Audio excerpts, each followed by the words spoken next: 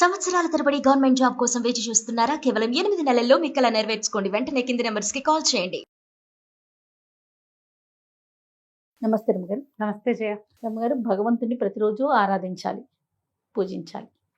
కానీ కొన్ని కొన్ని సందర్భాల్లో వింటూ ఉంటాం, నీ కష్టాలు వచ్చినప్పుడు మాత్రమే గుడికి వెళ్తావు, కష్టాలు వచ్చినప్పుడు మాత్రమే మొక్కుకుంటావు, కష్టాలు వచ్చినప్పుడు మాత్రమే దీపం పెడతావు. ఇలాంటి మనుషులను కూడా చూస్తూ ఉంటాం కదండి. ఎలా మనం అంటే ప్రతిరోజు పూజించాలి అనే విషయాన్ని ఎలా తీసుకెళ్ళాలి? కాదు జయ, మనం ఒక కారులో వెళ్తున్నాం, ఏవో ఎఫ్ఎం పెడతాం, అది మోగేస్తుంటుంది. వాళ్ళు ఎవరెవరో ఏంటేటో కబుర్లు చెప్పేసుకుంటుంటారు, పుస్తకం చదువుకుంటుంటాం. వారు కొంతమంది ఫోన్తో ఆడుకుంటారు, ఎవరితోటో చాట్ చేస్తూ ఉంటారు. ప్రతి ప్రయాణంలో మనం ఇదే కదా చూస్తాం. నలుగురు ఉంటే 4 రకాలు, నలుగురు 4 రకాలు. లేదా వీళ్ళే ఏదో కబుర్లు చెప్పుకుంటారు, నవ్వుతారు, తాగుతారు, తింటారు, తుళ్ళుతారు, కేరింతలు కొడతారు. సడన్గా కారులో గోతులో పడింది, వెంటనే ఏమంటారు? దేవుడా దేవుడా దేవుడా దేవుడా అనరా? ఖచ్చితంగా గోతులో పడ్డారు. ఎవడో ఒకడొచ్చి, ఇంకో ఏదో పెద్ద బండివాడు వచ్చి ఈ గోతులో ఉన్న బండిని పైకి లాగాడు. వెంటనే కార్లు దిగుతారు వీళ్ళు. ఒక్కొక్కళ్ళు కేరింతలు కడతారు, నవ్వుతారు, దండాలు పెట్టేస్తారు. దేవుడా నువ్వు ఉన్నావు, మమ్మల్ని రక్షించావు, నా ప్రార్థన మొరాలకిచ్చావు అంటారు. మళ్ళీ కారు ఎక్కుతారు. ఒక 5-10 నిమిషాలకి సేపు ఇదే మాట్లాడుకుంటారు. గుండె పగిలిపోయింది, గుండె ఆగిపోయింది, అమ్మో మా అమ్మని గుర్తొచ్చింది, మా నాన్న గుర్తొచ్చాడు, నాకు టెన్షన్ వచ్చేసింది, నా పిల్లల్ని వదిలేసి వచ్చాను, ఇవి మాట్లాడుకుంటాం. ఒక అరగంట 20 నిమిషాల తర్వాత మెల్లిగా అంతా సర్దుమడుగుతుంది. ఆకలిస్తూ ఉంటుంది. ఎక్కడో బ్రేక్ఫాస్ట్కో, లంచ్కో, డిన్నర్కో ఆగుతారు, అది తింటారు. మళ్ళీ ఎఫ్ఎం మొదలవుతుంది, మళ్ళీ మెసేజ్లు మొదలవుతాయి, మళ్ళీ ఫోన్లు, కబుర్లు, తాగుడు, తిరుగుడు, తుళ్ళడం, నవ్వడం, కేరింతలు కొట్టడం, సినిమా పాటలు. ఆ పాట మోగుతుంటే మనం కూడా మోగుతూ ఉంటాం. ఇది జరుగుతుందా జరగదా? జరుగుతుంది. ఏదైనా అతిశయోక్తి చెప్పాను నేను ఇందులో? లేదు రమ్మగారు కదా, క్వైట్ న్యాచురల్. మన జీవితం మామూలుగా సాగిపోతున్నప్పుడు మనకి భగవంతుడి మీద అతీతమైన శక్తి మీద ఏ ఐడియా, ఆలోచన, అవగాహన, ఆసక్తి ఉండవు.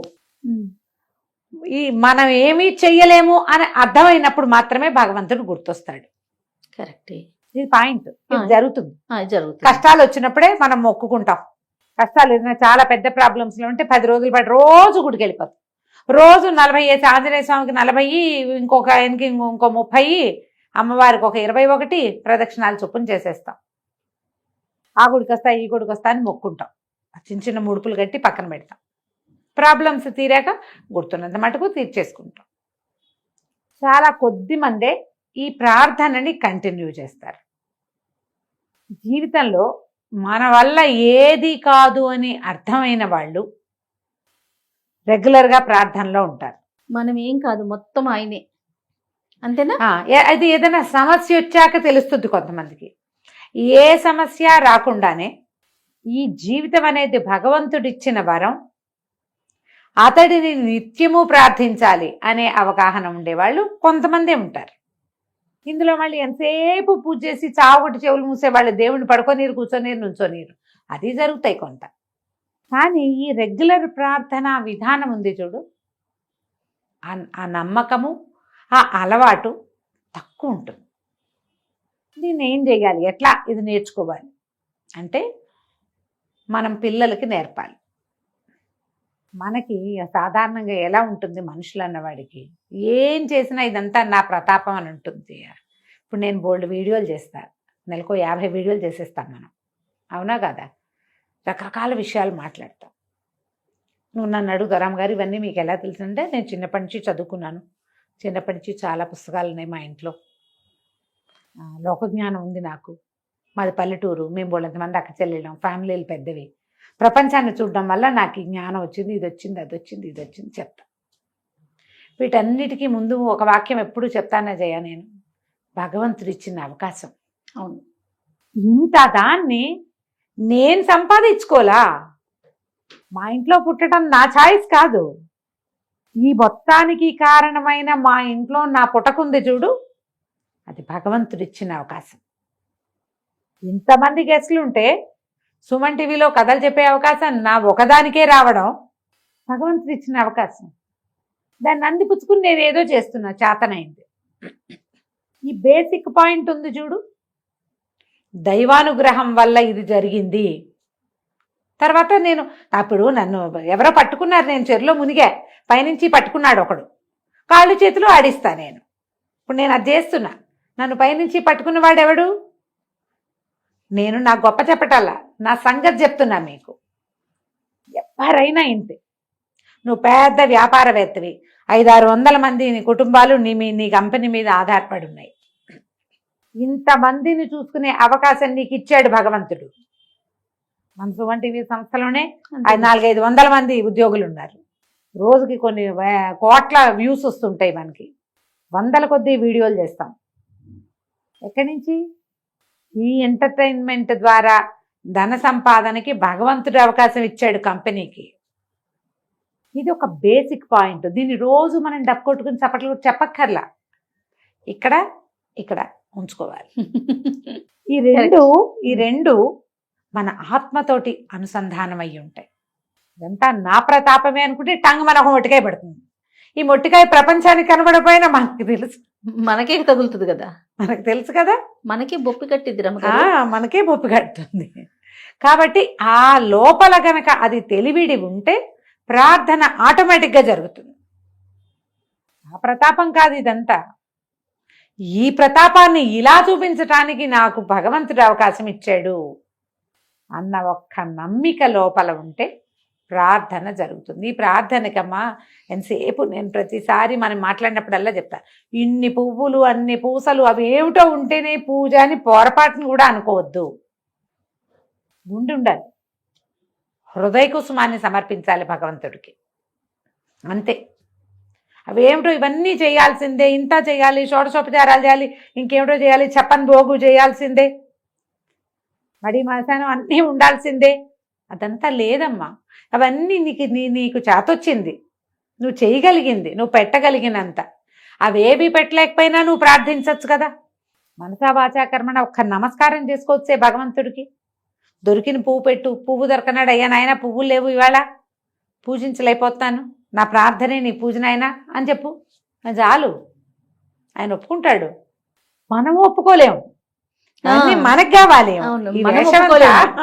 ఈ వేషమంతా మనకు అవసరం, భగవంతుడికి ఏమక్కర్లేదమ్మా. అవి నీ లోపల అహంకారం లేని నీ మనసు భగవంతుడికి కావాలి.